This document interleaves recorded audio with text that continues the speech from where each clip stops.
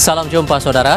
Warga yang tergabung dalam Masyarakat Pati Bersatu kembali berunjuk rasa di depan gedung DPRD mengawal pansus hak angket DPRD Pati menuju pemakzulan Bupati Sudewo. Tidak hanya tuntutan terkait pemakzulan Sudewo, namun ada 12 tuntutan lain yang turut disuarakan. Yang juga jadi perhatian malam hari ini, saudara, revisi undang-undang tentang kepolisian jadi salah satu bahasan yang diusulkan masuk ke dalam program legislasi nasional prioritas DPR untuk dibahas tahun ini. Apa saja yang perlu diubah reformasi kepolisian nantinya? Dua isu ini akan jadi sajian utama Sapa Indonesia malam kali ini. Saya Friska Clarissa. Dan saya Tifal Solesa bersama Anda hari ini 19 September 2025.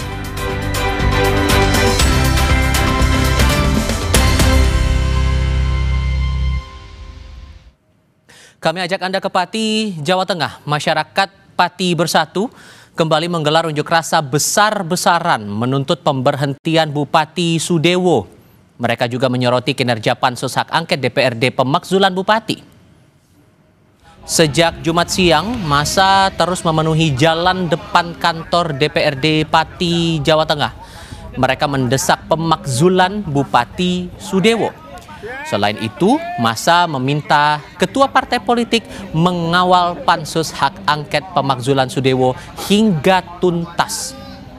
Aliansi Masyarakat Pati Bersatu juga mendesak Partai Gerindra mencopot Sudewo sebagai kader sekaligus mengawal kasus korupsi di KPK yang menyeret nama Sudewo.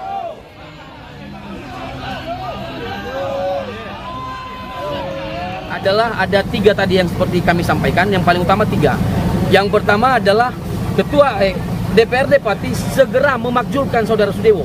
Itu tuntutan yang pertama, kenapa kita demo di DPRD Pati. Yang kedua, Partai Gerindra segera memecat saudara Sudewo sebagai kader Gerindra dan meminta agar Partai Gerindra segera memerintahkan saudara Sudewo mengundurkan diri secara kesatria. Itu tuntutan yang kedua paling utama.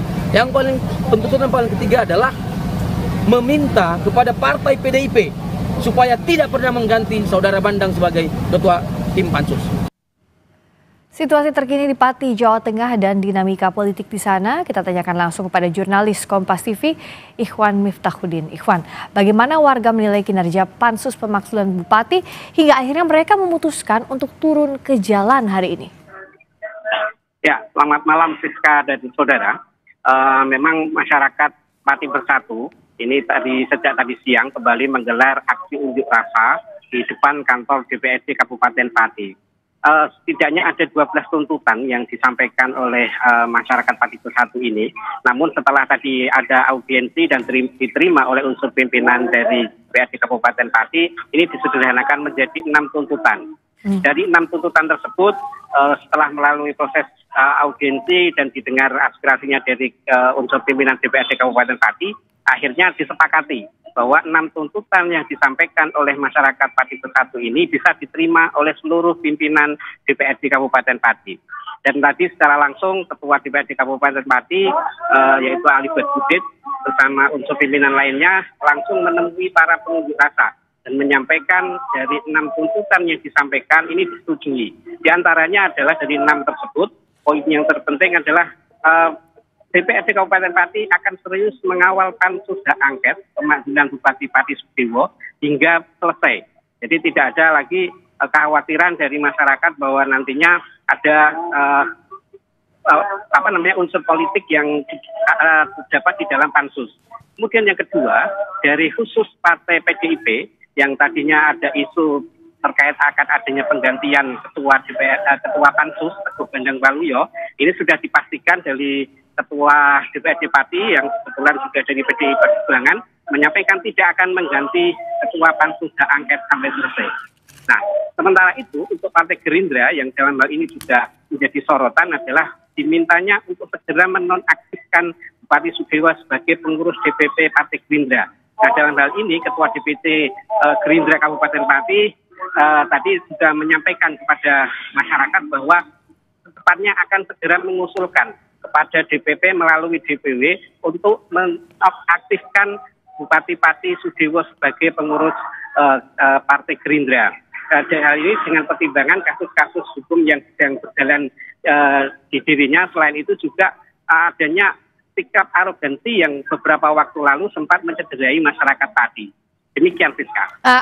Apakah setelah tadi warga Pati melakukan demonstrasi, ada perwakilan dari Pansus atau DPRD yang menemui mereka? Ya, Friska, memang setelah audiensi dari seluruh unsur pimpinan DPRD yang ada di Kabupaten Pati langsung menemui massa.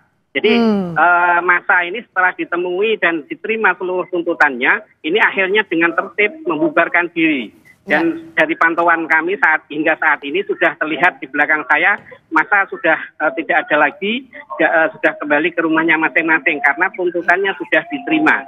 Dan mereka percaya kepada DPRD Pati yang akan sepenuhnya mengawal pansus hak angket pemakzulan Bupati Pati hingga selesai. 6 tuntutan terkait dengan pansus pemakzulan Bupati Pati sudah diserahkan dalam audiensi kepada anggota DPRD. Terima kasih Iwan Miftahudin langsung dari Pati, Jawa Tengah.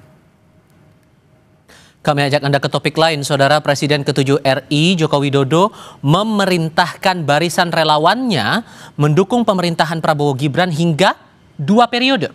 Jokowi bilang ia sudah menyampaikan perintah itu sejak awal. Pernyataan Jokowi ini mengonfirmasi pernyataan Ketua Umum Barisan Relawan Prabowo Presiden atau BARA-JP, Willem Frans Ansanai, terkait arahan mendukung Prabowo Gibran hingga 2 periode. Tapi Jokowi enggan menjawab saat ditanya apakah Prabowo Gibran akan kembali maju di Pilpres 2029.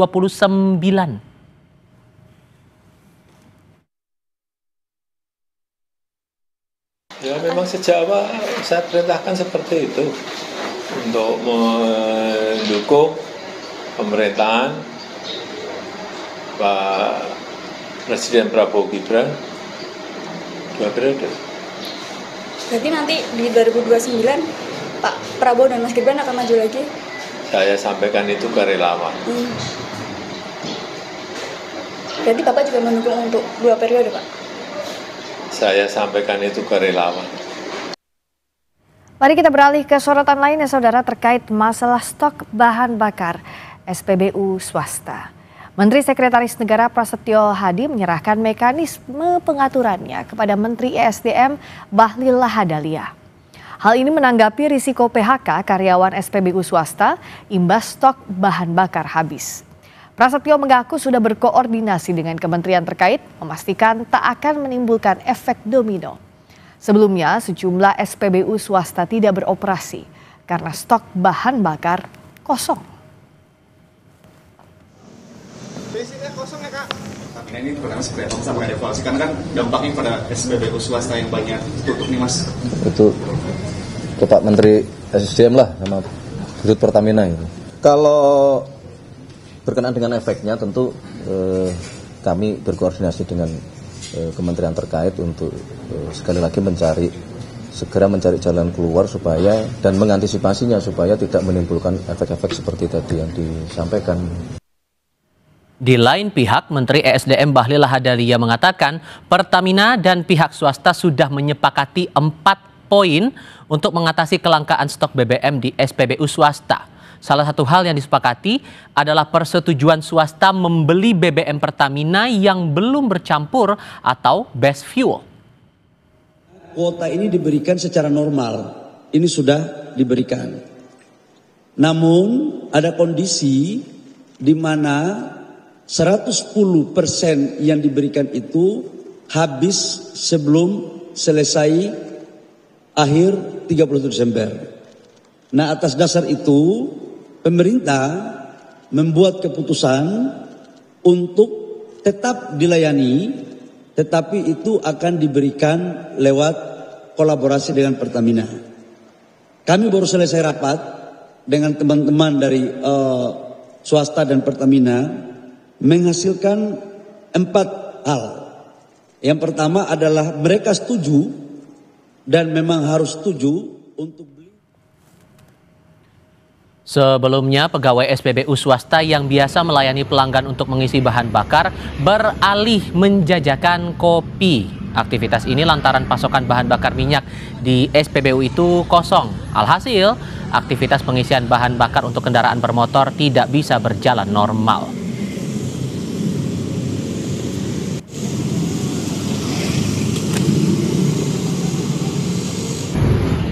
Kita beralih ke informasi lainnya, Saudara. Menanggapi kabar adanya aktivis yang menjadi tahanan kasus demo rusuh Agustus melakukan mogok makan, Polda Metro Jaya membantahnya. Direktur Tahanan dan Barang Bukti Polda Metro Jaya AKBP Dermawan Karosekali memastikan semua makanan yang diberikan sudah dicek oleh ahli gizi sebelum disajikan dan juga telah dikonsumsi oleh tahanan.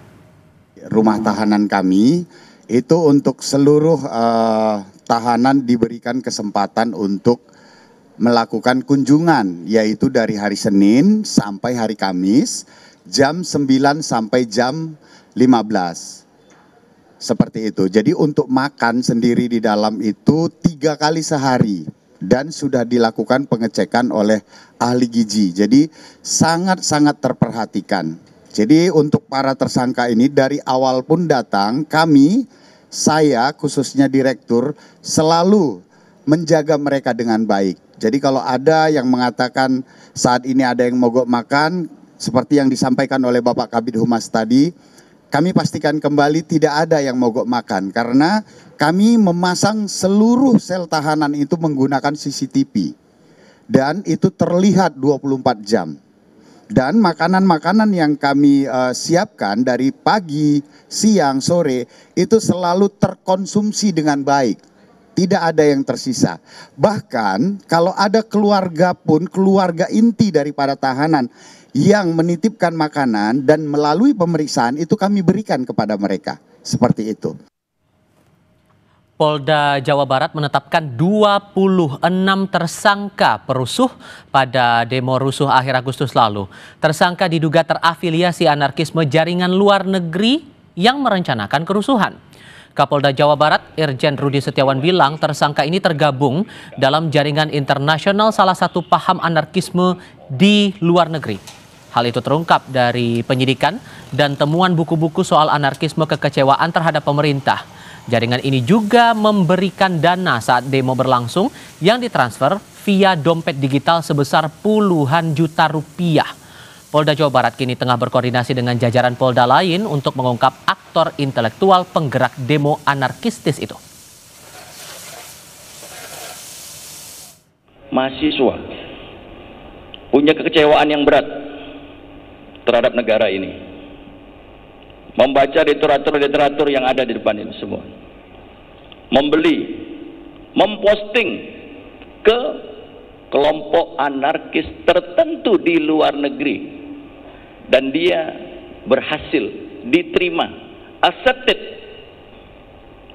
oleh kelompok internasional tersebut. Buktinya kelompok internasional tersebut mengirimkan dana kepada mereka.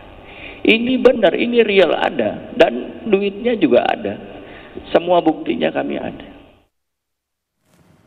Sementara di Jawa Timur, sebanyak 315 dari 997 orang masih menjalani proses hukum karena terbukti terlibat aktif dalam tindak kriminalitas saat demo rusuh akhir Agustus lalu. Kapolda Jawa Timur Irjen Nanang Afianto bilang perusakan berbagai fasilitas merugikan negara hingga 256 miliar rupiah lebih. Dari penyidikan, polisi menyita belasan buku berisi ajaran anarkisme dari tangan pelaku. Diduga kuat, salah satu dari mereka memiliki paham anarkisme.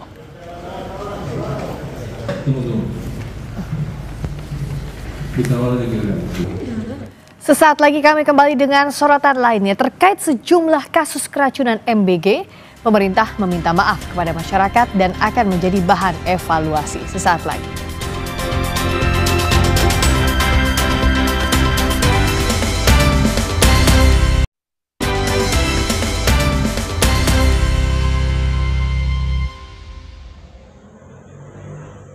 Di Garut, Jawa Barat, 150 siswa dari 3 sekolah mengeluhkan mual, pusing, dan diare usai menyantap makanan dari program makan bergizi gratis. Ketiga sekolah yang menerima MBG ini diketahui mendapatkan makanan bergizi gratis dari satu dapur SPPG yang sama. Usai mendapatkan perawatan, sebagian siswa diperbolehkan pulang. Sementara 16 dirawat di Puskesmas Kadungora dan kondisinya berangsur membaik. Atas peristiwa ini, Dinas Kesehatan langsung melakukan investigasi penyebab keracunan. Pengambilan sampel makanan juga sudah dilakukan. Kita masih diinvestigasi dari mana asal penyebabnya. Kita sudah ambil sampel makanannya, yang kita akan periksa laboratorium yang ada di provinsi. Kalau yang dirasakan itu korban saat ini seperti apa, Pak? Mayoritas mereka merasakan mual, mules, dan buang air besar serta muntah. Ratusan siswa di Bangkai, Kepulauan Sulawesi Tengah juga dibawa ke rumah sakit usai menyantap makanan bergizi gratis. Dari 230 siswa yang mengeluh sakit, 44 siswa menjalani perawatan. Polisi sudah memeriksa sejumlah saksi, di antaranya korban, pihak sekolah, dan penyedia makan bergizi gratis. Sampel makanan yang diduga menyebabkan ratusan siswa masuk ke rumah sakit juga telah dikirim ke Balai Pengawasan Obat dan Makanan di Palu.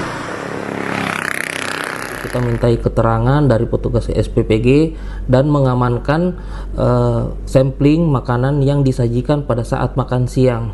Untuk selanjutnya kita lakukan koordinasi dengan Balai POM untuk kita kirim ke Balai POM Palu dan kita lakukan pemeriksaan.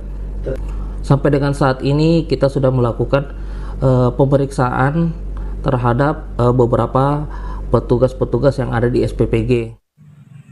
Menanggapi banyaknya peristiwa keracunan pada paket makanan bergizi gratis, Kepala Badan Gizi Nasional mengungkap sejumlah masalah yang diduga menjadi penyebab keracunan makanan bergizi gratis yang dialami sejumlah siswa di berbagai daerah. Pergantian pemasok bahan baku makanan dan juga belum siapnya juru masak di SPPG dalam memasak makanan bergizi gratis dalam jumlah besar diduga menjadi penyebabnya. Di kasus lain, Badan Gizi Nasional menemukan adanya kasus keracunan makanan bergizi gratis terjadi setelah SPPG melakukan pergantian pemasok atau penyuplai bahan baku makanan. Yang biasa masak 4 orang sampai 10 orang, itu belum tentu bisa untuk masak langsung 1.000 sampai 3.000. Jadi baiknya kalau ada 20 sekolah yang dilayani, untuk hari pertama ya 2 sekolah dulu. Nanti 2 hari kemudian bertahap menjadi 4 sekolah. Nah, itu yang kami sarankan. Yang kedua, yang kejadian di Maluku, Maluku Barat Daya atau mana? Di Baobau itu sudah 8 bulan berjalan. Jadi sebenarnya sudah biasa. Tapi kemarin kejadian karena mendapat informasi baru ganti supplier. Jadi bahan baku yang biasa dipasok oleh supplier yang rutin karena ingin meningkatkan kearifan lokal, diganti oleh supplier lokal yang mungkin belum siap. Jadi hal-hal yang seperti itu masih terjadi. Jadi kami terus upayakan agar kejadian itu tidak terjadi. Alhamdulillah sampai sekarang Badan Gizi sudah membuat 1 miliar porsi makan, ya, 1 miliar porsi makan. Dan kita kan ingin membuat anak cerdas, sehat, kuat, ya harus makanannya dikonsumsi dengan baik dan tidak menimbulkan gangguan. Kan benar kan? Selamat menunaikan ibadah sholat maghrib untuk Anda umat muslim di wilayah Jakarta dan sekitarnya. Informasi berikutnya di Sapa Indonesia Malam Sekora masih terkait dengan banyaknya kasus keracunan yang dialami siswa setelah menyantap makan bergizi gratis. Pemerintah melalui Menteri Sekretaris Negara meminta maaf kepada masyarakat dan menyebut hal ini bukan kesengajaan. Mensesnek Prasetyo Hadi bilang hal itu jadi bahan evaluasi. Pemerintah dan Badan Gizi Nasional akan melakukan perbaikan agar masalah serupa tidak terulang lagi. Selain perbaikan tata kelola, penanganan kepada korban keracunan MBG juga jadi fokus utama pemerintah saat ini. Pertama-tama tentunya kami atas nama pemerintah dan mewakili Badan Gizi Nasional memohon maaf karena telah terjadi kembali beberapa kasus di beberapa daerah yang tentu saja itu bukan sesuatu yang kita harapkan dan bukan suatu kesengajaan. Nah, namun demikian tentu saja ini menjadi bahan evaluasi dan catatan. Kami telah berkoordinasi dengan BGN termasuk dengan pemerintah daerah untuk yang pertama adalah memastikan bahwa seluruh yang terdampak harus mendapatkan penanganan secepat mungkin dan sebaik-baiknya. Yang kedua tentu harus dilakukan upaya evaluasi termasuk mitigasi, perbaikan supaya masalah-masalah seperti ini tidak terulang kembali. Anggota Komisi 9 DPR RI bilang bahwa tujuan makan bergizi gratis baik. Namun pemerintah harus mencoba opsi lain dengan melibatkan kantin sekolah dan orang tua siswa agar ada tambahan pengawasan terhadap kualitas makanan yang akan dikonsumsi siswa. Pemerintah harus memikirkan dan mempertimbangkan opsi lain, misalnya dengan melibatkan kantin sekolah. Idealnya makanan yang akan disajikan kepada anak-anak dipersiapkan oleh kantin atau dapur yang ada di sekolah tersebut dengan melibatkan orang tua murid dan komite sekolah. Saya punya keyakinan bahwa orang tua murid pasti menginginkan yang terbaik bagi anak-anaknya, sehingga mereka pasti akan terlibat untuk memastikan apa yang disajikan merupakan yang terbaik. Sudah 11 bulan masa pemerintahan Presiden Prabowo Subianto, sudah 3 kali reshuffle kabinet. Akankah perombakan ini menjawab tuntutan publik? Ulasannya sebentar lagi, tetap di Kompas TV.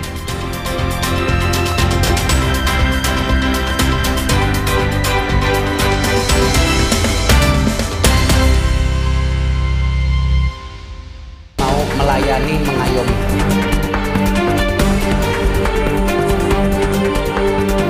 Saya kira program tidak akan lepas dari program yang sudah ada. Saya tidak mungkin buat program sendiri karena program itu sudah ada. Itu yang tinggal langkahnya ke depan.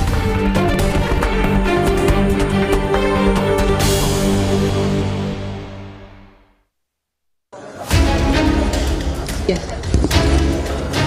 11 bulan masa pemerintahan, Presiden Prabowo Subianto sudah 3 kali reshuffle atau merombak kabinet merah putih. Rabu lalu, Presiden Prabowo melantik 2 menteri dan 3 wakil menteri serta sejumlah kepala badan dan lembaga. Beberapa di antaranya yakni Menteri Politik dan Keamanan yang sebelumnya dijabat oleh Jenderal Purnawirawan Budi Gunawan, beralih ke Jenderal Kehormatan Jamari Caniago. Lalu Erick Thohir menjadi Menteri Pemuda dan Olahraga menggantikan Dito Aryo Tejo. Sementara posisi Wakil Menteri Tenaga Kerja kini diduduki oleh Afrian Syah Nur setelah Prabowo mencopot Immanuel Ebenezer setelah tersandung kasus dugaan pemerasan. Selain itu, Bendahara DPD Partai Gerindra Jawa Tengah, Rohmat Marzuki, kini menjadi Wakil Menteri Kehutanan menggantikan Sulaiman Umar. Sedangkan posisi Wakil Menteri Koperasi kini dijabat oleh Farida Fariha yang menggantikan Ferry Juliantono pasca diangkat menjadi Menteri Koperasi. Salah satu yang paling jadi sorotan adalah sosok Erick Thohir dari Menteri BUMN sekarang menjabat sebagai Menpora. Wakil Menteri BUMN Doni Oskaria kini menjabat sebagai PLT Menteri BUMN. Meski sudah menjabat sebagai Menpora, namun Erick masih merangkap jabatan sebagai Ketua Persatuan Sepak Bola Seluruh Indonesia (PSSI). Erick Thohir memberi sinyal siap mundur jika Federasi Asosiasi Sepak Bola Internasional FIFA memintanya menanggalkan posisi nomor 1 di PSSI. Nanti dijawab sama FIFA. Semua ada aturannya, ya. Kita harus proper black and white. Kalau FIFA bilang Anda mundur, ya mundur, selesai. Gitu. Apa udah ada punya calon? Boleh, nggak apa-apa. Kalau misalnya Wakil Ketua Komisi 10 DPR RI dari fraksi PKB lalu Hadrian Irvani bilang kinerja Erick Thohir sebagai Menpora sekaligus Ketua Umum PSSI akan diawasi. Jika Erick terlihat memberi perlakuan spesial ke salah satu cabang olahraga, DPR akan bertindak. Kalau sekiranya nanti sudah ada gejala-gejala Pak Erick mulai menganak emaskan PSSI atau salah satu cabang lainnya, ya tentu kami dari Komisi 10 nanti akan tiup fluid. Jadi supaya betul-betul kita ingatkan kembali bahwa Bapak sekarang bukan hanya Ketua Umum PSSI, tetapi sebagai Menpora yang harus membina seluruh cabang olahraga. Namun, Erick Thohir memastikan tak akan berpihak pada satu cabang olahraga. Kan saya pernah ketua Perbasi, saya pernah ketua KOI. KOI itu mayungin basket sama bola atau enggak ya? Semua itu, jadi udah pernah. Jadi don't worry. Ya saya rasa jangan pernah pertanyakan keberpihakan saya kepada olahraga. Ya karena track record saya di olahraga cukup baik. Saya hadir di sini tidak mau memimpin, tapi mau melayani, mengayomi. Tapi tadi kita harus semua introspeksi diri, harus menyatukan diri, targetnya apa. Pengamat sepak bola yang juga koordinator Save Our Soccer, Akmal Marhali, optimis peran Erick Thohir sebagai Menpora baru dapat membuka peluang besar bagi Indonesia melalui jaringannya yang luas di forum olahraga internasional.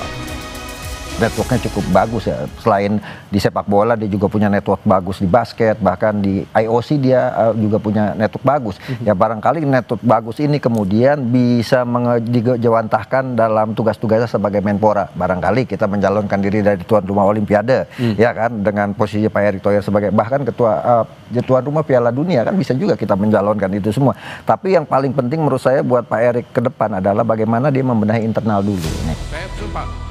Sosok yang juga jadi perhatian adalah Djamari Chaniago.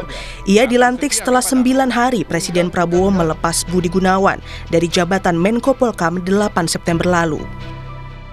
Jenderal Kehormatan Djamari Chaniago sebelumnya pernah menjabat sebagai Panglima Komando Cadangan Strategis Angkatan Darat Pangkostrat tahun 1998 hingga 1999.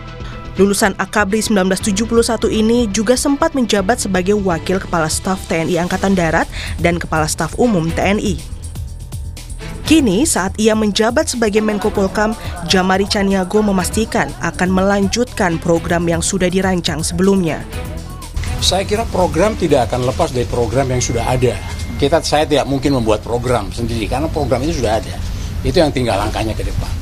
Program itu justru lebih banyak ada ke dalamnya sebagian, hingga kira-kira antara 50% lah yang keluar. Tergantung nanti bagaimana situasi yang akan kita berkembang di depan, yang akan datang, nah itu nanti diantisipasi, itu baru akan kita bicarakan pada saat-saat mendatang, supaya kita bisa mengkoordinasikan semua kegiatan dari kementerian-kementerian yang berada di bawah koordinir kita, kami di sini, untuk bisa menyelesaikan tugas tersebut.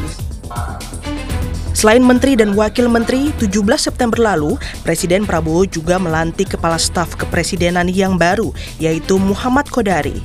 Kodari sebelumnya menjabat sebagai Wakil Kepala Staf Kepresidenan. Presiden juga melantik Kepala Badan Komunikasi Pemerintah, yaitu Angga Raka Prabowo. Sebelumnya, Angga menjabat sebagai Wakil Menteri Komunikasi dan Digital.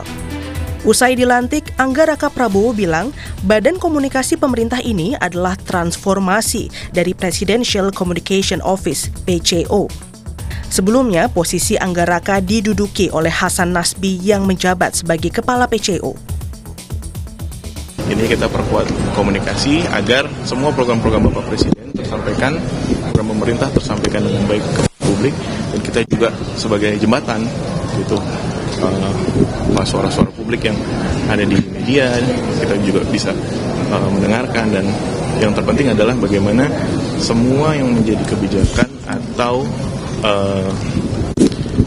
yang menjadi arahan Bapak Presiden, kegelisahan jiwamu kasih dan arti kata kecewamu. Sebelumnya pada 8 September lalu, Presiden juga melakukan reshuffle kabinet. Di antaranya Menteri Koperasi yang semula dijabat Budi Ari Setiadi, kini beralih ke Ferry Juliantono. Lalu Menteri Perlindungan Pekerja Migran kini dijabat Mukhtarudin, menggantikan Abdul Qadir Karding. Sementara itu, Sri Mulyani pun meninggalkan kabinet, sehingga jabatan Menteri Keuangan sekarang diemban oleh Purbaya Yudi Sadewa. Presiden Prabowo pun melantik menteri dan wakil menteri baru untuk Kementerian Haji dan Umroh, yakni Irfan Yusuf dan Dhanil Anzar Simanjuntak. Sebelumnya, reshuffle kabinet pertama dilakukan 19 Februari 2025.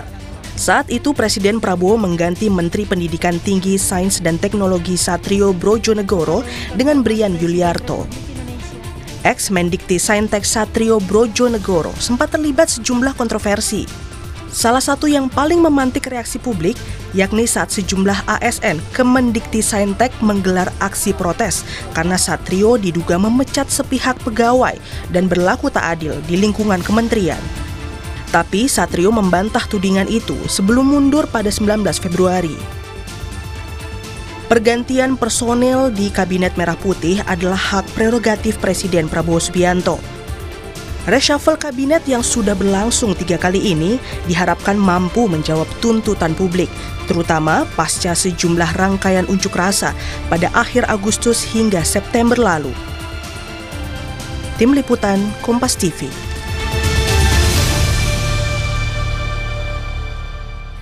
Saudara, Presiden Prabowo Subianto telah menunjuk pelaksana tugas atau PLT Menteri BUMN setelah Erick Thohir menjabat Menteri Pemuda dan Olahraga.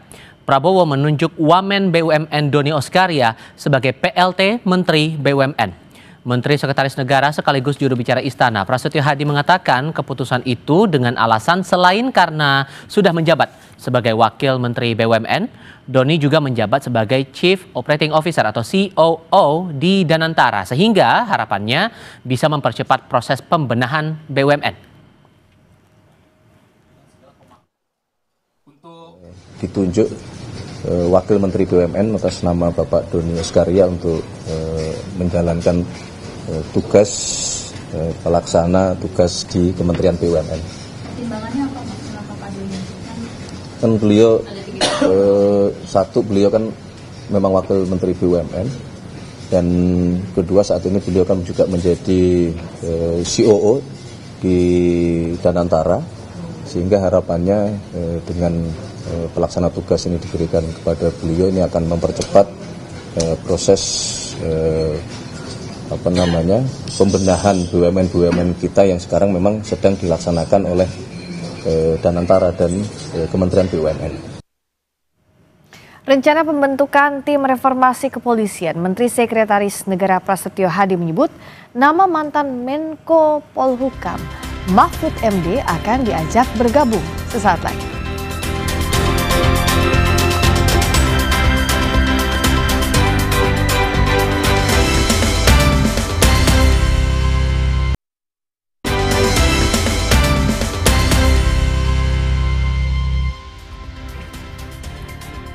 Masih di Sapa Indonesia Malam bersama saya Friska Clarissa.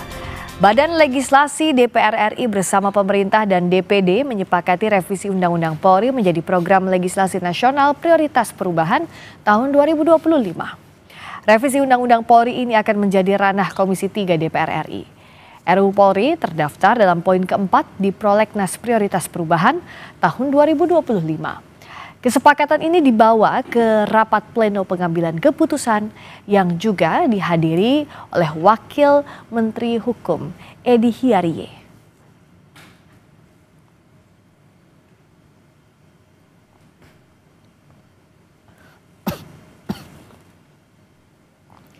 Menteri Sekretaris Negara Prasetyo Hadi menyebut, Presiden Prabowo Subianto bakal membentuk komite untuk reformasi kepolisian.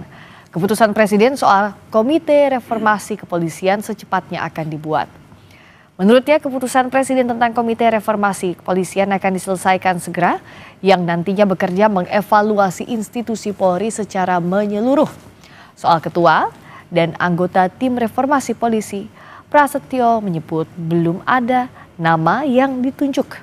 Ia menegaskan posisi tim ini akan berbeda dengan peran Ahmad Doviri selaku penasihat khusus Presiden bidang Kamtipmas dan reformasi polisi.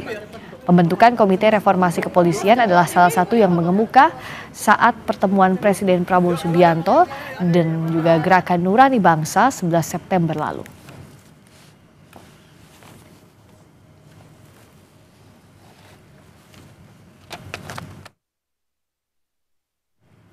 Menteri Sekretaris Negara Prasetyo Hadi menyebut pemerintah mengundang sejumlah tokoh untuk masuk dalam tim atau Komite Reformasi Kepolisian.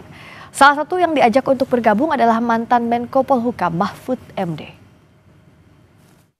Dan sekarang sedang proses untuk kita meminta kesediaan para tokoh-tokoh untuk berkenan bergabung di komite tersebut. Termasuk salah satunya. Harapan besar digantungkan pada Polri untuk berbenah, meningkatkan profesionalitas dan membangun kembali kepercayaan masyarakat. Apa saja yang perlu diubah dalam reformasi kepolisian nantinya dan apa tantangan terberat dalam mengubah budaya yang sudah mengakar di tubuh kepolisian? Bagaimana pula DPR serta masyarakat bisa mengawal agenda reformasi kepolisian ini? Kita akan membahasnya dengan para narasumber yang sudah hadir. Di studio ada Bambang Rukminto, Pengamat Kepolisian, Arianto Sutadi, Penasihat Ahli Kapolri, serta Rudianto Lalo, anggota Komisi 3 DPR RI yang bergabung melalui sambungan Zoom. Selamat malam Mas Bambang, Pak Arianto, juga Pak Rudi. Terima kasih sudah hadir. Saya ke Pak Arianto dulu. Jadi sebenarnya untuk reformasi kepolisian ini kan seperti apa berjalannya agar seiring?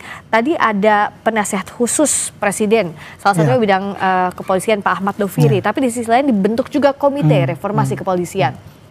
Bagi saya itu melihatnya sebagai keseriusan Bapak Presiden ya, ingin betul-betul memperbaiki polisi yang sekarang ini. Nah, polisi reformasi itu istilahnya kan sekarang perubahan total ya, perubahan besar-besaran gitu ya.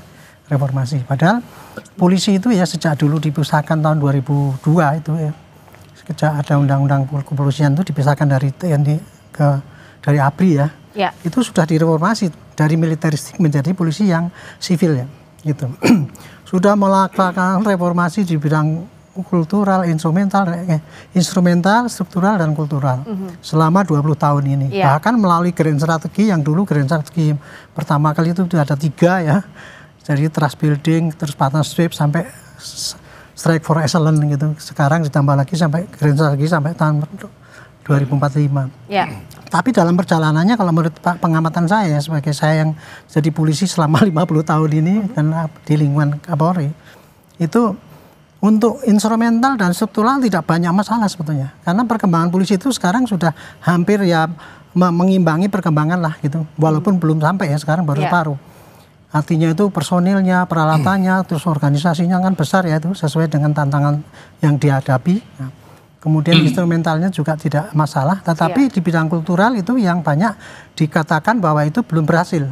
Indikatornya bahwa di bidang kultural itu ya, sampai sekarang seakan-akan polisi kan dianggap kok masih cenderung pada kekerasan. Kemudian penegakan hukum yang tidak akuntabel, pelayanan yang buruk, kemudian pelayanan masyarakat yang ini dan sebagainya. Jadi itu kan yang dikeluhkan ya. Makanya itu kemarin ketika kita rapat di Mabes Polri sana, ini kan ada isu akan dibikin komisi gitu ya. Nah, kalau oke lah, polisi sekarang gini, sambil menunggu komisi itu berjalan dibentuk, polisi harus bebenah ini mana yang dianggap kurang gitu. Tuntutan itu kan ada 9 yang kemarin yang dikatakan ada 9. Nah itu langsung dibalas dengan sekarang istilahnya pakai quick win. Quick win ya. Quick win itu juga dari dalam internal kepolisian dulu sebelum dibentuk komite. Itu yang dikatakan polisi selama menunggu komite ini. Nah, quick win itu pada faktor-faktor yang sangat nendang lah untuk perbaikan polisi. Apa misalnya salah satunya? Yang nomor 1 adalah perbaikan sikap perilaku hedonis. Hedonis koruptif itu diberantas, nomor 1. Yang kedua, sikap yang arogan, tidak profesional. Itu juga yang nomor 2, sasaran nomor 2. Nomor 3 adalah kecepatan respon polisi kepada masyarakat kalau butuh bantuan. Aduan, layanan masyarakat. Misalkan ada rampok dia cepet gitulah. Termasuk responsif. Gitu ya. Kemudian pelayanan masyarakat yang selama ini LP kan no viral no justice. Nah itu harusnya diberantas. Harusnya ada no viral no justice gitu. Ya harus langsung ditindaklanjuti. Terus kemudian pelayanan yang sangat buruk tadi dibilang ya. Nanti targetnya adalah pelayanan yang betul-betul bersih dari korupsi, cepat dan tuntas. Kurang lebih itu. Jadi kira-kira ada 7 poin itu yang untuk diperbaiki, diharapkan dalam waktu singkat akan terjadi perubahan dan kelihatan oleh masyarakat. Nah, kalau Mas Bambang lihatnya biar quick win-nya itu berjalan dengan baik. Ya, problem yang disampaikan Pak Arianto tadi itu yang diharapkan masyarakat. Upaya untuk membangun sesuai dengan harapan masyarakat itu sudah dilakukan lama memang sejak reformasi 99 ya, ketika pemisahan TNI Polri. Tapi udah 2 dekade berlalu ini ya. 2 dekade berlalu, terus kemudian isu-isu yang terkait problem di kepolisian kan masih marak. Apalagi setahun terakhir misalnya muncul ada sorotan masyarakat terkait dengan Partai Coklat misalnya seperti itu. Artinya kan kalau saya melihat kalau ingin kepolisian ini sesuai dengan harapan masyarakat, lebih profesional, lebih independen, lebih humanis, itu tidak harus ada perubahan yang lebih sistemis ya. Karena kalau menurut amanat TAP MPR tahun 2007 tahun 2000, ada lembaga kepolisian nasional yang seharusnya bisa menjadi alat kontrol dan pengawasan yang kuat. Yang kemudian diwujudkan dalam Undang-Undang 2 itu bentuknya adalah Kompolnas. Tapi faktanya kan Kompolnas tidak terlalu efektif untuk mengawasi dan melakukan kontrol kepada kepolisian. Makanya instrumen yang sudah reformasi instrumental, struktur yang sudah dilakukan oleh kepolisian ini tidak memberikan dampak apapun terhadap perubahan kultur gitu loh. Makanya memang harus ada dorongan dari negara makanya kalau kemarin Presiden memberikan pernyataan terkait pembentukan komisi reformasi Polri, sebenarnya ini adalah evaluasi pada Kompolnas dan Polri yang selama ini tidak sesuai dengan harapan masyarakat itu. Artinya ada sesuatu yang keliru terkait reformasi Polri selama ini. Gitu. Memang perubahan dari Polri ini tidak bisa serta-merta dibebankan pada Polri karena tidak akan mungkin bisa selesai karena resistensi di internal kepolisian pun akan sangat tinggi karena banyak yang kelompok-kelompok faksi-faksi lah, faksi-faksi yang pro status quo udah nyaman dengan kondisi saat ini dengan yang seperti disampaikan Pak Arianto tadi dengan gaya hidup hedon, koruptif dan sebagainya seperti itu ini pasti akan resisten dengan upaya mendorong Polri yang lebih baik itu akan resisten. Namanya dibongkar ya pasti banyak yang tidak akan nyaman dengan nyaman seperti itu. Tapi tim reformasi ini tidak cukup hanya membongkar faksi-faksi ini saja, tetapi harus lebih sistemis gitu loh. Banyak hal yang harus dibenahi secara sistem. Tadi kaitannya dengan pengawasan kontrol dan pengawasan eksternal ini harus diperkuat gitu loh karena yang terkait dengan upaya whistleblower dari internal kepolisian misalnya seperti itu kan ini sangat sulit sekali mereka yang berupaya mereka yang progresif berupaya untuk membuka membongkar aib kawannya ini tentu akan ditekan itu. Iya betul karena masih terjebak dalam sistem tadi makanya butuh reformasi sistemis ya. Nah untuk reformasi sistemis apa yang bisa dilakukan DPR dalam hal ini Bang Rudi? Tadi kan sudah disampaikan kalau dari Pak Arianto ada quick win yang bisa dilakukan. Tapi catatan juga dari Mas Bambang bahwa reformasi secara struktural dan instrumental sudah ada, tapi secara kultural pun masih jadi catatan seperti juga yang disampaikan Pak Arianto. Bagaimana Pak Rudi?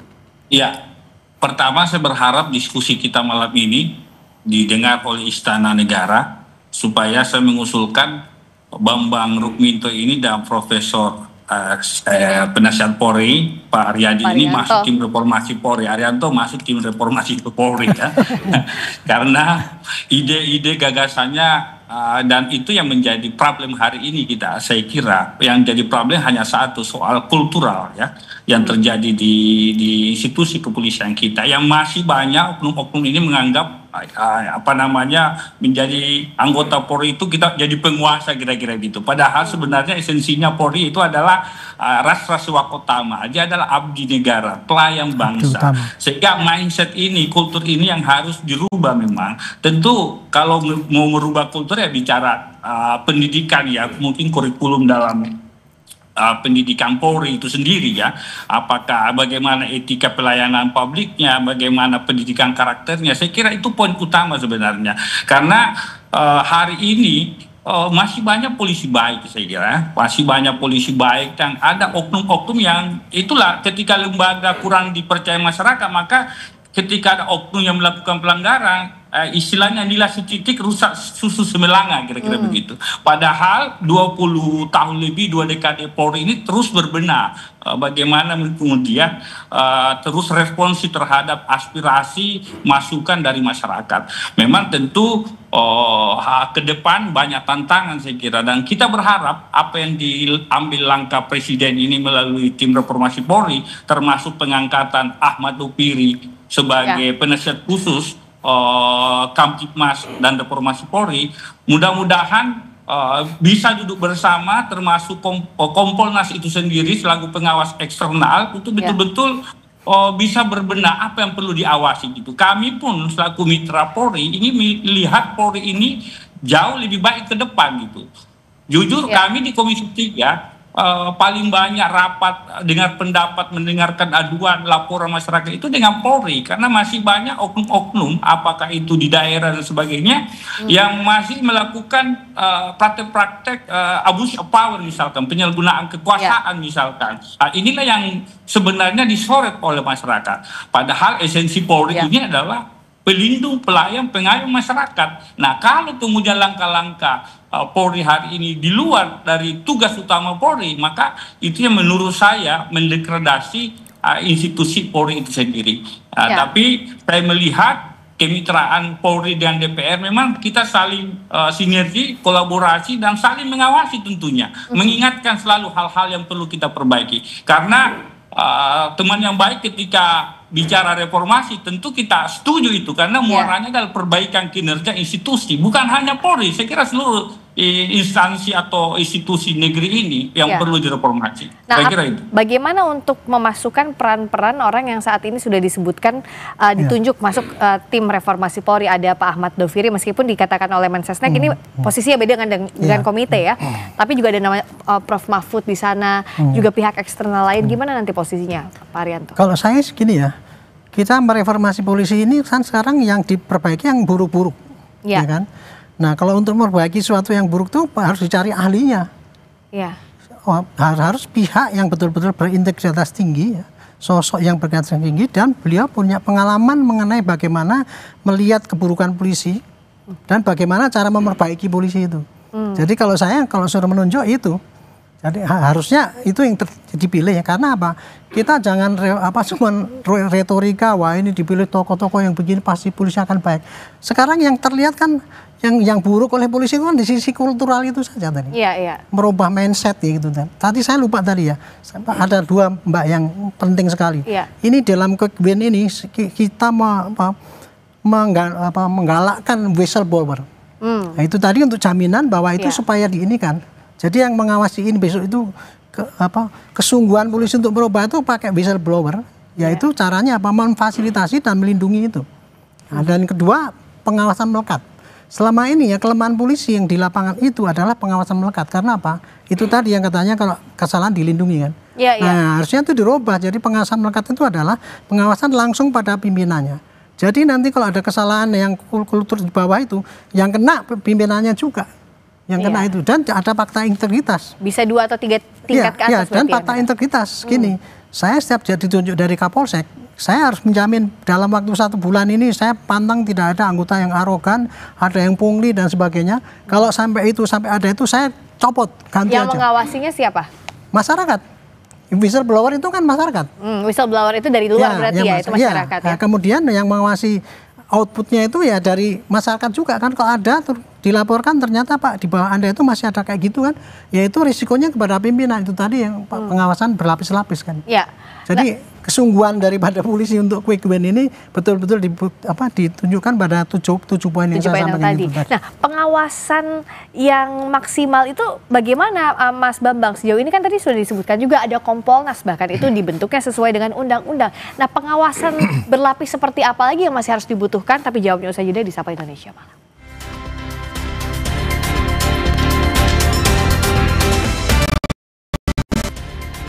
Terima kasih Anda masih bersama kami di Sapa Indonesia Malam. Menteri Koordinator Bidang Hukum, HAM, Imigrasi, dan Pemasyarakatan Yusril Iza Mahendra bilang Presiden Prabowo Subianto akan membentuk tim reformasi kepolisian dalam waktu dekat.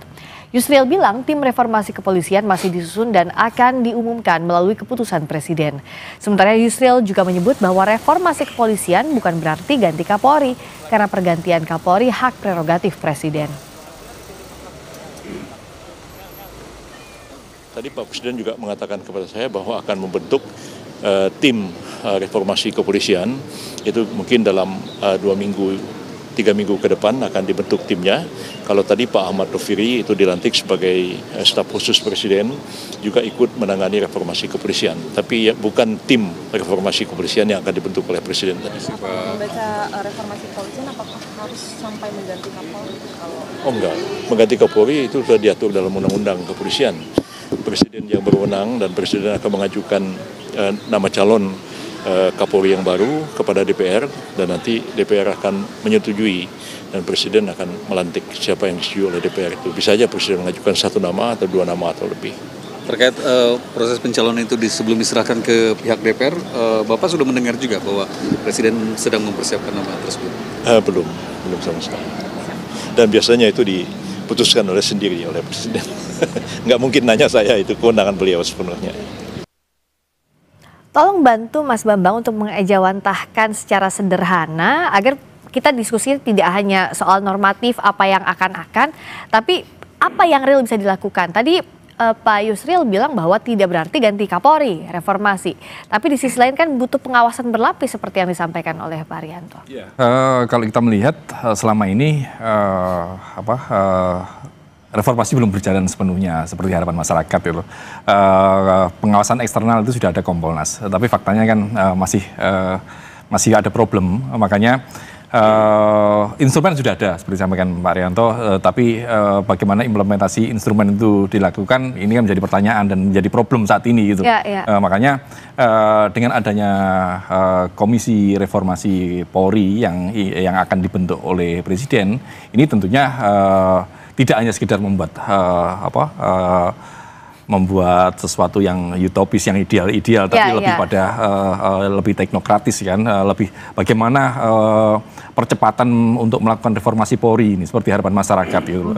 Jadi lebih pada teknis gitu. Jadi benar yang disampaikan Pak Arianto tadi bahwa Komisi Reformasi Kepolisian ini harus diisi orang-orang yang benar paham Polri seperti itu dari berbagai bidang, karena problem kepolisian ini bukan hanya melulu hanya persoalan personil perusahaan, tapi banyak amanat undang-undang dasar itu kepolisian menjadi garda utama di bidang keamanan. Sementara keamanan ini kan sangat luas sekali, gitu. Jadi tidak bisa hanya ditangani oleh kepolisian gitu. Makanya tim reformasi ini pun juga harusnya memberikan draft terkait bagaimana reformasi keamanan di sektor keamanan ini, karena tantangannya ke depan semakin besar gitu, dan tidak bisa dipikirkan oleh Polri sendiri gitu. Dan nggak bisa solusinya utopis-utopis semuanya. Tidak bisa, harus lebih teknokratis, lebih teknis gitu, seperti itu. Kalau tadi sampaikan Profesor Yusril bahwa pergantian Kapolri itu prerogatif Presiden, semua paham. Tetapi makanya kita berharap Kapolri sekarang itu juga melakukan percepatan terkait perbaikan Polri, karena selama ini yang disorot masyarakat tentu masa jabatan Pak Listio sampai saat ini, itu yang menjadi problem. Makanya evaluasi cepat diharapkan Polri ini selagi tim reformasi Polri ini belum terbentuk seperti itu. Kalau ini sekarang dulu harus sudah ada. Gitu. Kalau kemudian tim reformasi ini sudah terbentuk kan tinggal ngeklopkan saja ini mana yang harus diperbaiki gitu. Jadi nggak dari nol lagi. Dari nol lagi. Kalau ngomong terkait dengan reformasi kultural, tadi memang harus mulai dari hulu hulu, mulai dari rekrutmen, kurikulum pendidikan, kemudian meritokrasi, kontrol pengawasan, dan kalau lebih jauh lagi juga terkait dengan bagaimana perencanaan anggaran, perencanaan kebijakan, itu sangat kompleks sekali gitu. Dan harapannya tim reformasi ini mendorong menjadi tangan kanan Presiden untuk melakukan percepatan terkait reformasi Polri. Kalau dari Pak Rudi, apakah setuju juga bahwa bukan berarti diterjemahkan sebagai ganti Kapolri, tapi apa yang harus dilakukan? Ya, kalau saya melihatnya memang perbaikan institusi tidak melihat orang per orang tapi perbaikan institusi untuk kemudian bagaimana menjawab ekspektasi publik yang ingin melihat institusi kepolisian ini betul-betul institusi yang dicintai rakyat. Ini kan soal paradigma. Melihat polisi kan kadang-kadang identik dengan penguasa gitu kan, orang takut dan sebagainya. Padahal harusnya polisi adalah bagian yang tidak bersaing dengan rakyat, sipil kan. Itu satu hal. Yang kedua, proses penegakan hukum. Nah, kita berharap KUHAP yang lagi dirancang DPR bersama pemerintah ini bisa menjawab, kemudian bisa memberi terobosan jalur yang benar kepada institusi penegak hukum kita, apakah kepolisian, kejaksaan, KPK, agar dalam menegakkan hukum ada rambu-rambunya. Kadang-kadang kan selama ini KUHAP kita yang masih kurang diatur, akhirnya sering terjadi penyalahgunaan kekuasaan. Misalkan orang dilapor, orang tersangka seumur hidup, orang misalkan tidak jelas ada kepastian hukum terhadap kasus yang dilaporkan di kepolisian dan sebagainya. Hal-hal inilah yang kemudian juga salah satu penyebab turunnya kepercayaan kepada institusi kepolisian. Nah, kita mau benahi itu. Cara pembenahan awalnya mungkin dimulai dengan revisi KUHAP yang saat ini sedang bergulir, mudah-mudahan selesai, lalu kemudian revisi Undang-Undang Polri itu sendiri. Misalkan hari ini, kemarin sudah rapat di Badan Legislasi, ya, kita akan revisi Undang-Undang Nomor 2 Tahun 2002 tentang Kepolisian Negara Republik Indonesia. Mudah-mudahan itu juga bisa menjadi jawaban, solusi terhadap institusi kepolisian kita. Sekalipun memang diskusi hari ini hampir semua ketika ditanya tentang kepolisian pasti bicara soal reformasi kultural. Kultural, apa yang salah dalam kultur kepolisian? Inilah yang menurut saya yang harus dibedah, yang harus dibenahi agar kultur kepolisian betul-betul seperti polisi yang ada di dunia misalkan, ya kan? Kita mau seperti itu. Ya, yang menarik kan kalau reformasi kultural, tapi kan tetap harus ada payung hukumnya dalam revisi Undang-Undang Polri. Nah, menerjemahkan ini dalam bentuk aturan, instrumen apa lagi yang dibutuhkan? Kalau untuk kultural itu, Bu, ya, itu instrumen untuk merubah itu sudah lengkap tuh, tebal sekali tuh, Bu, program-programnya itu. Bahkan ya yang namanya kode etik itu dijabarkan menjadi 4 seksi ya. Satu kotik individu, masyarakat, lembaga, negara, itu detail sekali itu. Tapi jelas. Kenapa nggak jalan? Itulah masalahnya, karena pengawasan lemah itu tadi. Makanya tadi jawabannya adalah pengawasan melekat itu harus direformasi, dirubah total. Jadi tadinya ya kalau seandainya ada orang atasan membiarkan bawahnya itu kena gitu, jangan itu dianggap sebagai biasa, atasannya disikat juga. Komandannya juga harus bertanggung jawab itu, kalau perlu diganti. Biar itu ada sense of belonging ya, jadi kalau ada yang dibawa salah ya sampai komandan ini juga kena. Kultural nggak jalan itu karena apa? Adanya pelanggaran tidak ditindak dengan tegas. Kenapa tidak ditindak dengan tegas? Karena selama ini pelanggaran yang dilakukan oleh bawahan itu mestinya diawasi oleh atasannya, tapi atasannya sendiri juga sudah busuk juga. Jadi kan nggak bisa bagus kan gitu kan. Termasuk juga komandan setempat itu tidak care dengan apa yang dilakukan oleh bawahan. Dan selama ini tidak pernah ada. Oh sorry ya, saya gini. Untuk SDM sekarang ini, untuk jabatan polisi sudah ada asesmen tuh. Asesmen dinilai itu kemampuannya berapa, kapasitas memimpin dan sebagainya. Tapi yang belum disertai sekarang adalah fakta integritas. Artinya gini, kamu kalau jabat segini, apa taruhan kamu gitu? Misalnya ya, saya jadi Kapolres, oke lah saya jadi Kapolres Pak, saya jamin daerah saya bebas narkoba. Daerah saya bebas judi. Kalau tidak, ganti saya. Jadi gitu. ada target ya? Ada target dan ada ukuran gitu. Ini yang harus disampaikan pada masyarakat bahwa polisi itu betul-betul apa itu memang dan berkeinginan untuk memperbaiki lah. Contoh tadi itu whistleblower itu. Kalau kita kan takut-takut ya tapi justru kita memberikan fasilitas pada mereka. Silakan. Iya. Nah kalau dari Pak Rudi bisa nggak target-target tadi misalnya untuk nge-push memang dilaksanakan, dimasukkan ke instrumen undang-undang, ke revisi undang-undang tadi? Ya, makanya dengan terbentuknya nanti keinginan Presiden membentuk tim reformasi Polri, lalu kemudian sudah ada penasihat khusus bidang Kamtimas reformasi Polri dan Kapolri, kalau ini duduk bersama merumuskan satu kebijakan untuk perbaikan internal Polri, ya itu yang kita sambut. Apakah nanti perbaikan regulasi, kita lihat nanti di revisi undang-undang Polri, apa yang kurang, apa yang harus ditambah, apa yang perlu dihilangkan misalkan. Yang pasti kita setuju bahwa muaranya adalah perbaikan kinerja institusi kepolisian. Kita mau polisi dipercaya rakyat, kita mau polisi hadir selalu bersama rakyat, sehingga betul-betul mimpi kita polisi menjadi bagian tertentu dengan rakyat itu bisa terwujud. Ya. Kira-kira begitu. Kalau dari Mas Bambang? Ya, problem yang disampaikan Pak Arianto tadi adalah real ya.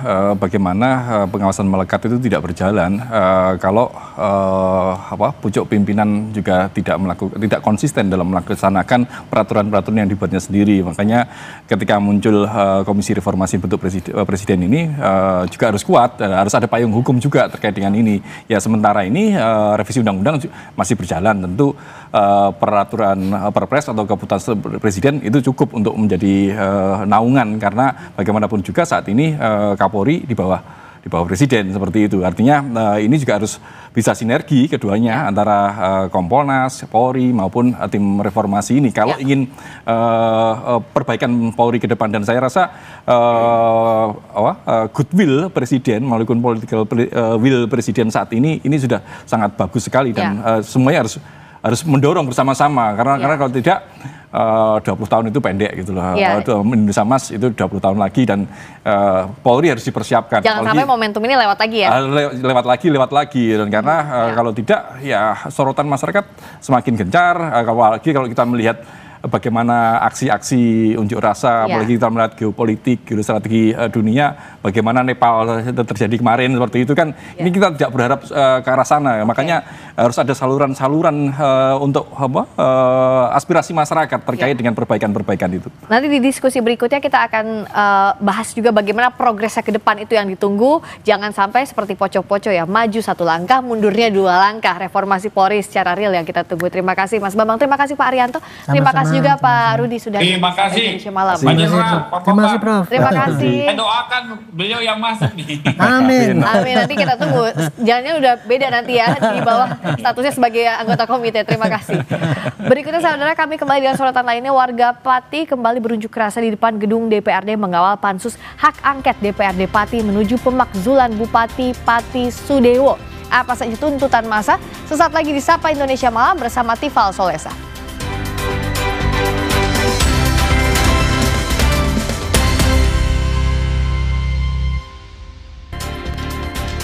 Saya Tifal Solesa melanjutkan Sapa Indonesia Malam, saudara.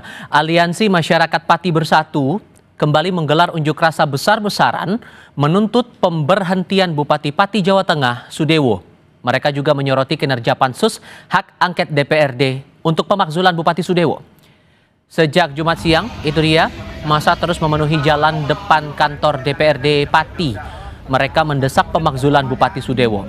Selain itu, massa meminta ketua partai politik mengawal pansus hak angket pemakzulan Sudewo hingga tuntas. Aliansi Masyarakat Pati Bersatu juga mendesak Partai Gerindra mencopot Sudewo sebagai kader partai, sekaligus mengawal kasus korupsi di KPK yang menyeret nama Sudewo.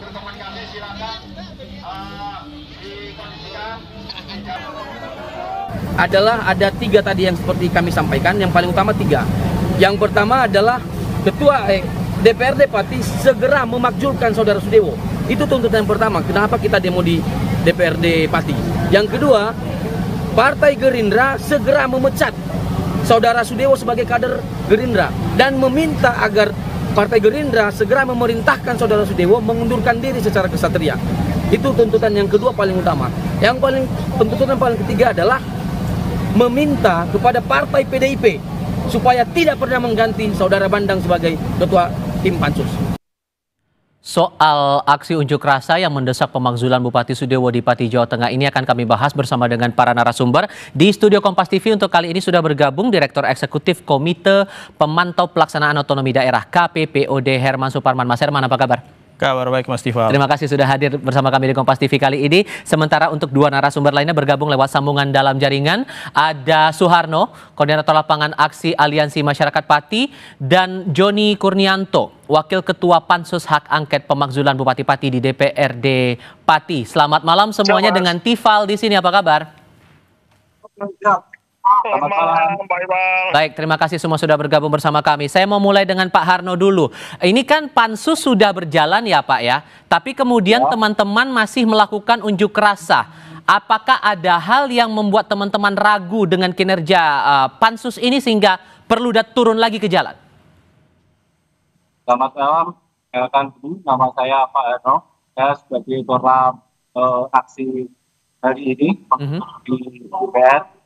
betul kebijakan-kebijakan DPRD selama ini dalam hak angket itu kami rasa tidak tajam gitu ya.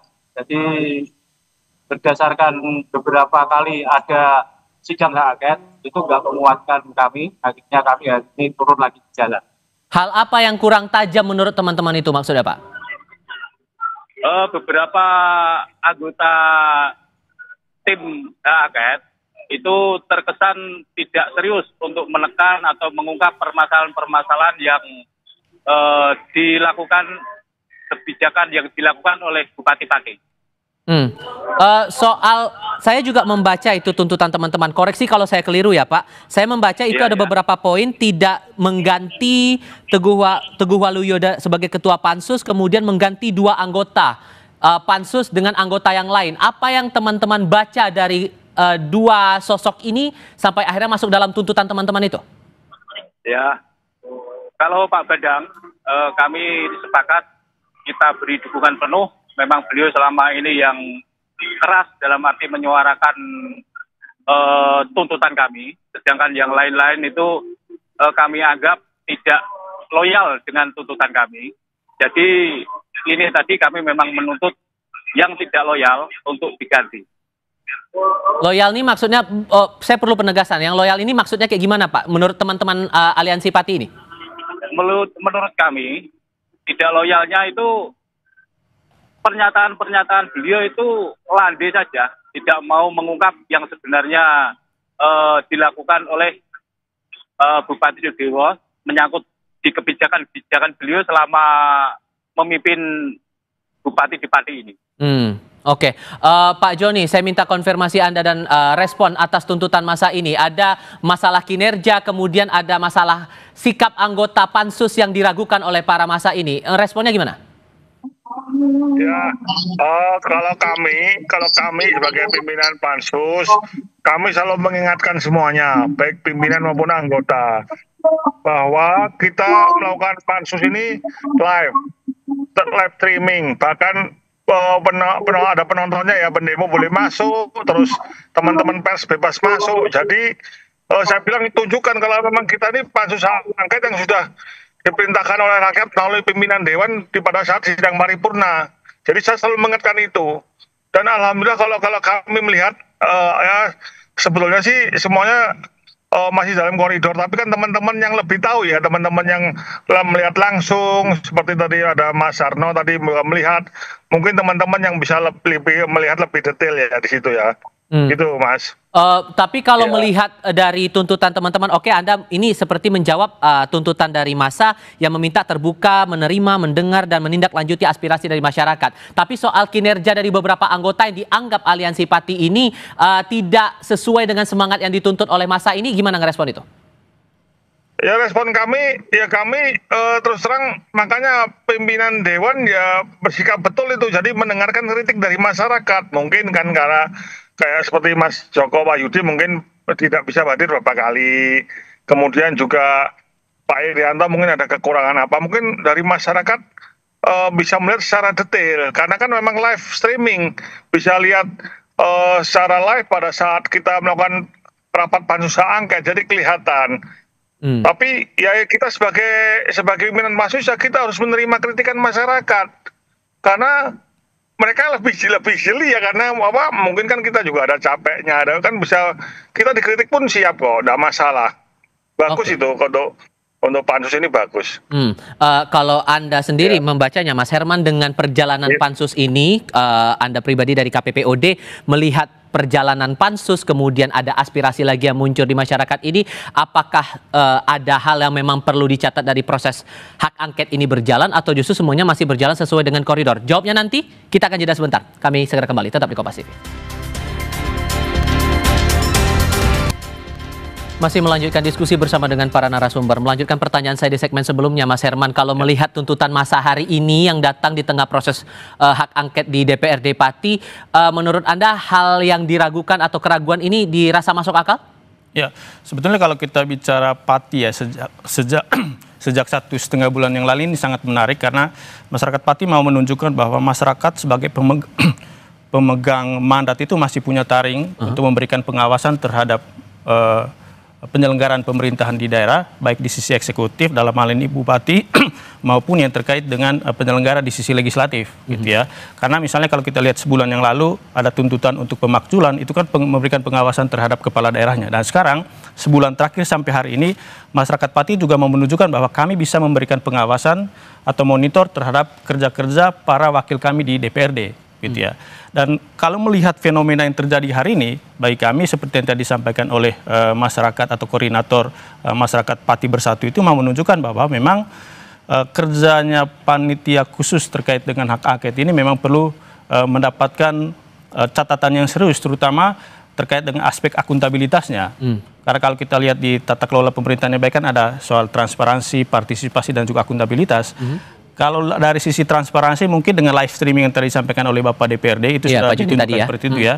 Maupun dari sisi partisipasi masyarakat itu memberikan pengawasan langsung gitu ya, baik lewat live streaming maupun hadir langsung di dalam gedung DPRD.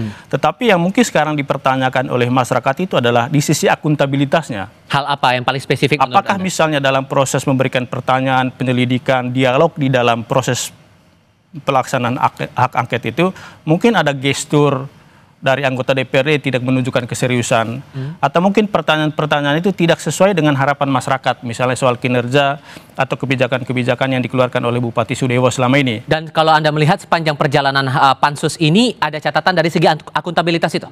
Itu, kalau kita lihat pernyataan dari koordinator tadi itu menunjukkan memang ada catatan terkait dengan akuntabilitas itu, bahwa gestur ataupun... Iya, jadi kita juga mencari lewat akademisi ya, misalnya Mas Jun Junaidi ya, sebagai tenaga ahli kita juga ada Bu Fitri.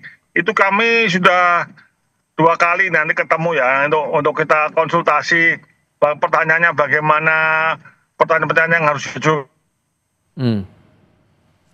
Dan bagaimana itu kita konsultasi detail juga kita konsultasi. Tapi maka dari itu kadang-kadang makanya kalau lewat live streaming maupun hadir langsung memang bisa kelihatan mungkin. Nah itu mungkin yang disampaikan Mas Harno mungkin itu. Jadi teman-teman mungkin melihat ada gestur-gestur yang mencurigakan atau gimana. Ya saya tidak bisa ya. Yang jelas kami dari DPRD tadi melalui pimpinan Dewan juga malah sebagai sekaligus perwakilan ketua-ketua partai politik yang dari PDIP dan Gerindra sudah memberikan jawaban langsung dan menjawab dari permintaan dari masyarakat. Gitu Mas. Dorongannya kan ini tuntutannya agar Bupati dicopot dari jabatannya, Pak. Nah, merujuk dari temuan-temuan dan proses dari penelusuran dari teman-teman pansus ini, apakah merujuk ke pemakzulan itu sudah bisa dipastikan atau masih perlu dilakukan proses lain? Pak Joni? Ya, silakan Pak. Kemarin itu kita sudah melakukan komunikasi antara pimpinan pansus dengan Ketua DPRD dan pimpinan DPRD. Jadi memang halo. Ya, silakan. Jadi memang kita kemungkinan bisa mempercepat ini untuk memperoleh itu apa? Kita akan mempercepat untuk memperoleh hasilnya karena juga dirasa juga sudah cukup bukti-bukti yang ada. Tinggal kita perlu pemanggilan, kalau nggak salah tinggal terakhir adalah PLT Sekda, Wakil Bupati dan Bupati Pati. Dari temuan sementara saya butuh penegasan Pak. Dari temuan yang ada saat ini, berapa persen kemungkinan untuk memenuhi tuntutan massa Bupati akan dimakzulkan? Persennya belum tahu Pak, nanti kita simpulkan terakhir nanti Pak. Saya tidak berani ngomong begitu. Karena belum, ini harus rapat dulu ya. Ya gitu ya Pak. Pak Harno, kalau begitu melihat proses. Pak Harno, kalau melihat dinamikanya tadi kan sudah ditegaskan oleh pihak DPRD, proses sudah transparan, sudah terbuka semuanya, akuntabilitas juga dipastikan bisa tetap terjaga di sini, dan tuntutan teman-teman juga masih berproses sampai dengan sekarang. So, kalau melihat perjalanan yang ada sekarang ini, seberapa yakin Anda dengan tuntutan teman-teman ini untuk pemakzulan Bupati itu? Untuk saat ini, sementara kami berterima kasih kepada anggota DPR yang tadi sudah memenuhi tuntutan kami. Cuman kami belum selesai sampai pada tujuan utama kami, yaitu kami cinta damai, tapi kami tidak cinta dipimpin oleh bupati yang terindikasi koruptor dan arogan. Jadi selama kami mengikuti proses hak angket, kami menyimpulkan seluruh proses produk kebijakan yang dilakukan dan diterbitkan Bapak Bupati Sudewo termasuk APBD dilakukan dengan melanggar prosedur dan penuh dengan aroma KKN. Maka pihak DPRD harus menolak dan tidak mengakui kebijakan tersebut sebagai produk pemerintah APBD tahun 2025. Harus direvisi. Oke. Kalau begini Pak, karena kan sebelumnya juga Bupati sudah menyatakan permohonan maaf juga waktu itu saat teman-teman berdemonstrasi. Tapi dengan teman-teman tetap menuntut adanya pemakzulan ini, apakah masih ada ruang untuk tidak mendorong pemakzulan atau mungkin ada sanksi lain seperti itu dari teman-teman melihatnya? Begini Pak, permintaan maaf itu kata-kata waktu kecil ketika melakukan kesalahan. Sedangkan seorang pemimpin salah dalam mengambil kebijakan tidak cukup minta maaf, harus legowo melengsarkan diri atau mengundurkan diri. Oke, dan menurut Anda Mas Herman, peluang untuk pemakzulan itu hanya jadi satu-satunya jalan atau sebetulnya ada ruang lain untuk menyelesaikan masalah yang ada di Pati ini? Ya sebetulnya kalau melihat dinamika sekarang ya dari sebulan lalu sampai sekarang ya sebetulnya ada dua saja implikasi dari proses sekarang ya, pemakzulan atau enggak gitu ya. Dan untuk menentukan pilihan ini sangat bergantung pada seperti apa proses yang sekarang terjadi di DPRD Pati gitu ya. Karena kalau misalnya merujuk ke Undang-Undang Pemerintahan Daerah, Undang-Undang 23 tahun 2014 misalnya, salah satu alasan pemakzulan itu misalnya itu melanggar atau tidak mengindahkan larangan terhadap kepala daerah atau wakil kepala daerah. Salah satunya itu misalnya dilarang melakukan kebijakan yang meresahkan publik. Itu salah satu gitu ya. Atau dilarang melakukan praktik KKN seperti tadi disampaikan. Kalau misalnya DPRD Pati menemukan unsur-unsur seperti yang tadi saya sampaikan, itu sudah ada alasan pasti gitu ya untuk merekomendasikan pemakzulan atau menyampaikan temuan itu kepada Mahkamah Agung sebagai proses tahapan lanjut dari dinamika yang terjadi sekarang gitu ya. Itu yang pertama. Kemudian yang kedua, tuntutan sekarang kan itu dari masyarakat gitu ya, dan masyarakat itu adalah pemegang mandatnya. Karena itu DPRD tentu yang kita harapkan betul-betul menjalankan proses ini secara yang tadi kami sampaikan, partisipatif, transparan, dan juga akuntabel gitu ya. Kami sangat percaya kepada DPRD Pati sebetulnya ketika melihat respons bulan yang lalu ya, ketika ada demo di luar, kemudian DPRD Pati itu langsung mengambil keputusan untuk membentukkan pansus angket. Menurut kami ini satu langkah yang patut kita beri apresiasi seperti tadi disampaikan. Ini pertama di Indonesia ya Pak Wakil Ketua gitu ya. Dan bagi kami dengan proses sekarang yang terjadi yang hari ini masyarakat Pati melakukan demonstrasi, menurut kami ini juga sesuatu yang patut kita beri apresiasi karena ini bentuk pengawasan yang terus berjalan oleh masyarakat terhadap kinerja baik itu di sisi eksekutif maupun di sisi legislatif. Dan rasanya ini akan jadi pelajaran juga untuk kepala daerah lain untuk mendengarkan aspirasi publik juga. Oh iya, ya? Karena sejak sebulan lalu ya kami selalu mengatakan bahwa apa yang dilakukan oleh masyarakat Pati ini satu api harapan sebetulnya terhadap semua daerah 546 kabupaten kota dan provinsi untuk tidak jera memberikan pengawasan atau melakukan demonstrasi monitor terhadap kinerja baik itu sisi eksekutifnya maupun legislatifnya. Karena mohon maaf saja kepada Pak Wakil Ketua ya, proses yang terjadi sekarang di Pati itu kan tuntutan masyarakat terhadap Bupati Sudewo itu juga sebetulnya jadi satu catatan penting terhadap DPRD. Karena pertanyaannya sekarang adalah dulu ketika Pak Sudewo mengeluarkan kebijakan seperti ini, pengawasan dari DPRD ini kemana? Gitu ya. Karena itu menurut kami tidak hanya pelajaran terhadap DPRD, tetapi juga semua DPRD dan juga Bupati, Wali Kota dan juga Gubernur di seluruh Indonesia. Gitu ya. Oke, sehingga Pak Joni, kalau kemudian disebutkan ada rencana untuk bisa mempercepat proses ini, kemungkinannya bakal makan waktu berapa lama lagi kira-kira pansus ini akan bisa mengeluarkan hasil rekomendasi sebelum dibawa ke pemerintah pusat?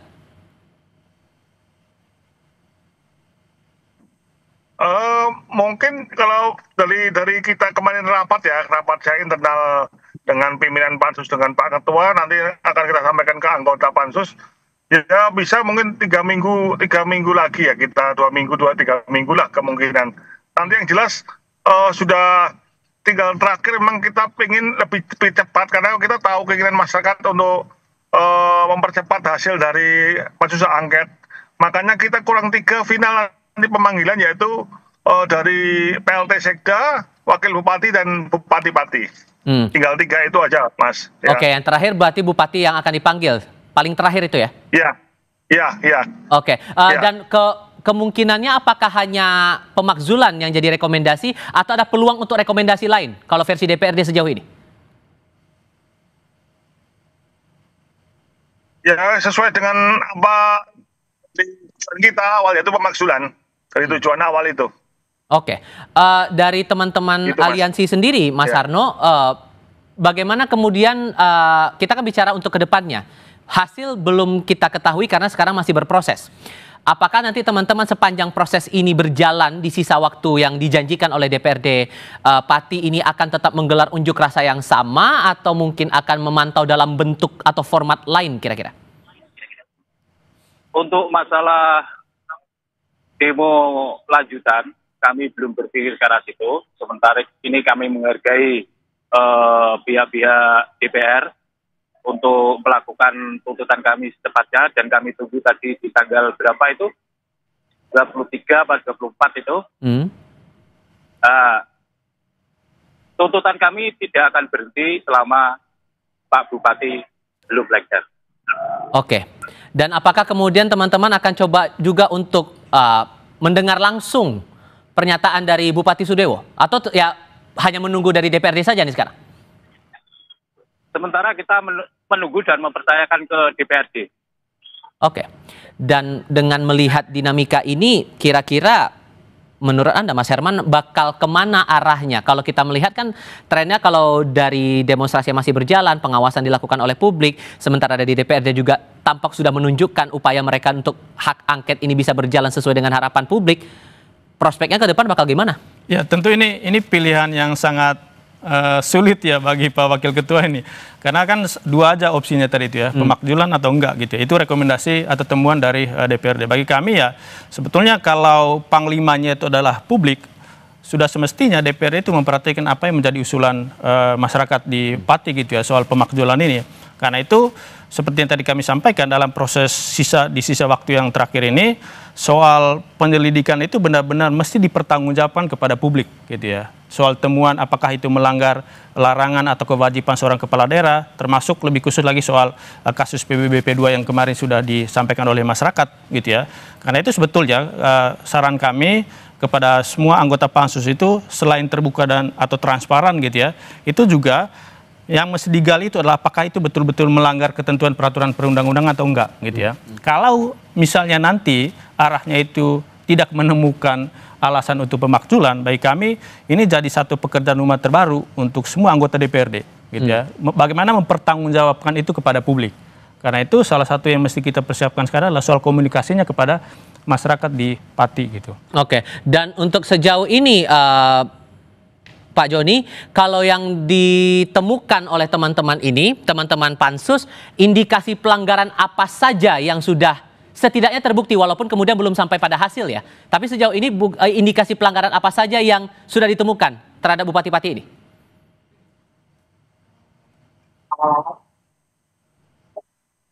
Pak Joni? Pak Joni? Kami coba perbaiki lagi komunikasi kami dengan Wakil Ketua Pansus Hak Angket Pemakzulan Bupati Pati dari DPRD Pati, Joni Kurnianto. Saya coba ke Mas Harno kalau begitu. Mas Harno, kalau Anda melihatnya secara pribadi, terutama mewakili teman-teman aliansi, hal apa yang dirasa cukup berat dan tidak terelakkan dilanggar oleh Bupati Pati sehingga teman-teman mendorong tetap dimakzulkan Bupati Pati ini? Pertama, Pak Sudewo itu kan sudah terindikasi korupsi. Bahkan kemarin kita juga sampai di KPK. Terus yang kedua tentang arogansi beliau.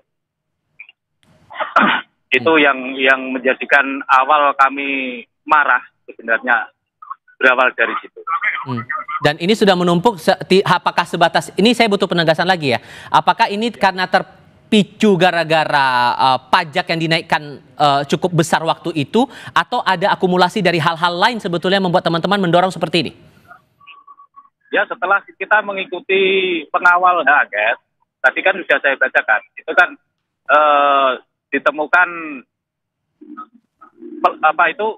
kebijakan yang terindikasi KKN, termasuk yang menyangkut masalah itu rumah sakit RSUD itu. Sehingga kalau pada akhirnya nanti kalau kemudian pemakzulan itu tidak dikeluarkan rekomendasinya oleh DPRD Pati, teman-teman aliansi bakal gimana kemudian? Saya mohon saja, jangan buat meledak hati rakyat Pati. Oke. Dan terakhir sebagai konklusi saja, kalau Anda menangkapnya gimana kemudian, Mas Herman? Ya, seperti yang tadi saya sampaikan, ini yang mesti diantisipasi oleh DPRD. Dan langkah antisipatif yang bisa dipertanggungjawabkan itu adalah bagaimana membuktikan apa yang disampaikan oleh teman-teman masyarakat Pati tadi itu, soal ada dugaan KKN, kemudian kebijakan-kebijakan yang meresahkan masyarakat, termasuk terkait dengan arogansi yang ditunjukkan oleh Bupati Sudewo gitu ya. Karena sebetulnya kalau saya menggunakan kacamata legal yuridis saja gitu ya, dinamika yang terjadi di Pati, terutama seperti apa yang dilakukan oleh Bupati Sudewo, baik itu dari sisi karakternya, kemudian tata kelola kebijakan terutama yang terkait dengan pajak retribusi daerah, itu menurut kami memang ada indikasi atau ada alasan bagi masyarakat Pati itu mengusulkan gitu ya, atau meminta kepada DPRD Pati itu untuk memakzulkan Bupati Sudewo. Dan semoga hasil yang dijanjikan dalam ya kira-kira 3 minggu ini semoga betul-betul bisa terlihat nanti dalam proses yang berlangsung Pansus DPRD Pati Jawa Tengah. Bapak-bapak sekalian, terima kasih banyak sudah mau bergabung dalam diskusi kami kali ini. Sehat selalu semuanya. Selamat malam. Malam, mohon maaf sinyalnya. Terima kasih Bapak, tidak apa-apa. Terima kasih sudah bergabung bersama kami. Dan tetaplah bersama kami untuk informasi lainnya. Hanya di Sapa Indonesia Malam.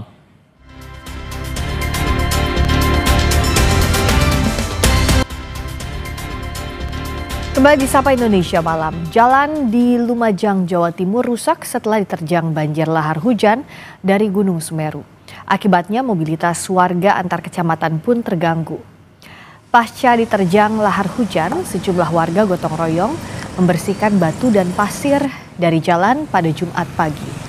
Sebelumnya banjir lahar dari Gunung Semeru yang terbawa lewat sungai terjadi sepanjang malam hingga meluber ke jalan. Selain merusak jalan, banjir lahar Gunung Semeru juga telah merusak tanggul sepanjang 30 meter.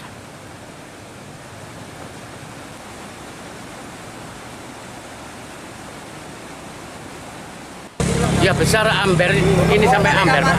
Amber sini. Kemarin kan tidak sampai dari sini. Ini ke wisata Dampar ya? Dampar sama Telepo, terus jurusan Tempur Sari, Pak. Kecamatan Tempur Sari, antar kecamatan. Pasirian antara Tempur Sari, ya Kabupaten Lumajang, Pak.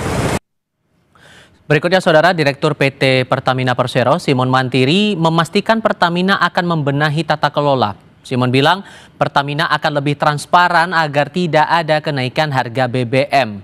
Dirut Pertamina Simon Mantiri mengakui kepercayaan publik yang menurun dan beralih ke BBM swasta belakangan ini jadi catatan Pertamina memperbaiki tata kelola. Pertamina memastikan pengawasan akan lebih transparan untuk menjaga kualitas saat distribusi dan stabilitas harga. Pak Presiden, mungkin dari kebijakan ini ada yang mau dievaluasi atau gimana? Kita harus jujur ya, terbuka apa adanya. Saya juga mewakili Pertamina tentunya dengan adanya persoalan hukum kasus tata kelola yang saat ini sedang berlangsung di Pertamina, tentunya menjadi keperhatian kita bersama, baik dari kualitas, baik dari joint surveyor bersama-sama kita melihat daripada saat pengiriman, termasuk juga dari sisi harga kita akan terbuka sama-sama dengan SPBU swasta, kita akan open book, kita supaya transparan, dan tentunya kita berharap agar supaya harga di masyarakat tidak ada kenaikan. Menteri ESDM Bahlil Lahadalia mengatakan Pertamina dan swasta sepakat mengatasi stok BBM langka di SPBU swasta. Salah satu poin kesepakatan yakni pihak swasta setuju membeli BBM Pertamina yang belum bercampur atau base fuel. Jadi produknya saja nanti dicampur di masing-masing tangki di SPBU masing-masing. Dan ini juga sudah disetujui, ini solusi. Juga kita sepakati untuk melakukan dengan joint surveyor. Jadi barang belum berangkat, ada surveyor yang sama-sama disetujui di sana. Mulai hari ini sudah dibicarakan, nanti habis ini lanjutkan dengan rapat teknis, stoknya, dan kemudian insya Allah paling lambat 7 hari barang udah bisa masuk di Indonesia. Topik selanjutnya, merespons polemik TNI menjaga gedung DPR, Kepala Biro Informasi Pertahanan Setjen Kementerian Pertahanan bilang TNI hadir untuk menjaga keamanan dan stabilitas negara. Brigjen Frega Wenas bilang pelibatan TNI dalam pengamanan gedung parlemen untuk menjamin tidak adanya gangguan yang mengancam keutuhan negara, baik dari internal maupun eksternal, sekaligus menjaga fasilitas negara dan fasilitas umum agar tidak timbul kerugian usai demonstrasi besar-besaran pada akhir Agustus 2025 lalu.